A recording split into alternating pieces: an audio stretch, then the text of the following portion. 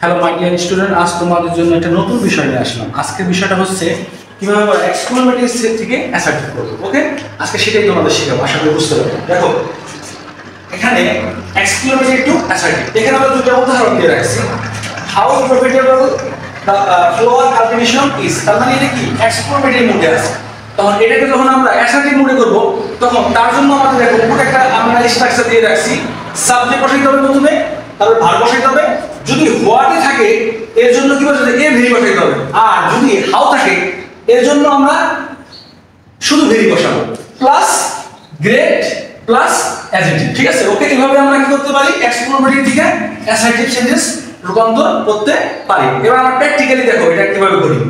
How profitable flower cultivation is now. ঠিক আছে, এটা একটা এক্সপ্লেনেশন থাকবে। এটা থেকে কিভাবে আমরা অ্যাসার্টিভ বানাবো, প্রথমে আমরা কি করব, দেখো সাবজেক্ট দেব। তারপর এই এটার ভিতরে সাবজেক্ট কি আছে বলো, ফ্লাওয়ার কাল্টিভেশন। দেখো এখানে লিখছি ফ্লাওয়ার কাল্টিভেশন। তারপর এখানে কি করতে হবে, ভার্ব। ভার্ব বুঝতে হবে। দেখো ভার্ব কোথায় আছে, এই যে ইজ।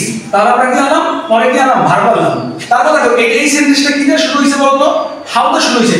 এই যে আমরা এখানে বলছি যদি সেন্টেন্স হাউ দ্বারা শুরু হয় তাহলে শুধু কি হবে বলতো, ভেরি হবে।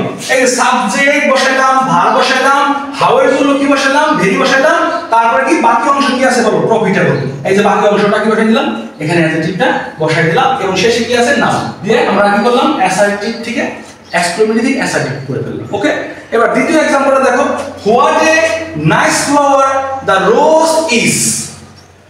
ফুলটি কতটা সুন্দর, তার মানে নাকি এক্সক্লেমেটরি মুডে আছে। এবার আমরা অ্যাসার্টিভ করতে হলে দেখো এই স্ট্রাকচার ফলো করব। দেখো প্রথমে কি হইছে, হোয়াট এ, তার মানে এখানে আমি লিখে দিয়েছিলাম যদি হোয়াট এ থাকে তার জন্য কি এ ভেরি আনতে হবে। ঠিক আছে, দেখো শুরুতে কি বলছে, প্রথমে সাবজেক্ট আনতে হবে। এই যে আমরা এখানে সাবজেক্ট কি আছে, দা রোজ নিয়ে আসলাম। তারপরে কি আনতে হবে বলতো, ভার্ব। এই যে ভার্ব নিয়ে আসলাম, ইজ। এই যে ভার্ব নিয়ে আসলাম কি, ইজ। তারপরে দেখো এই সেন্টেন্সটা স্ট্রাকচার কি আছে বলো, হোয়াট এ। আমি এখানে লিখে দিয়েছিলাম যদি হোয়াট এ হয় তাহলে কি আনতে হবে, এ ভেরি আনতে হবে। দেখো সাবজেক্ট বসালাম, ইজ বসালাম, আর এই হোয়াট এর জন্য এখানে এ ভেরি আনলাম। তারপরে দেখো আমরা কি বলতে বলছে, শেষে কি বলছে, অ্যাডজেক্টিভ বা বাকি অংশ বলছে। দেখো এখানে অ্যাডজেক্টিভ বা বাকি অংশ কি, ফ্লাওয়ার। এখানে এই যে আমরা ফ্লাওয়ার লিখে দিলাম। আশা করি বুঝতে। ধন্যবাদ সব।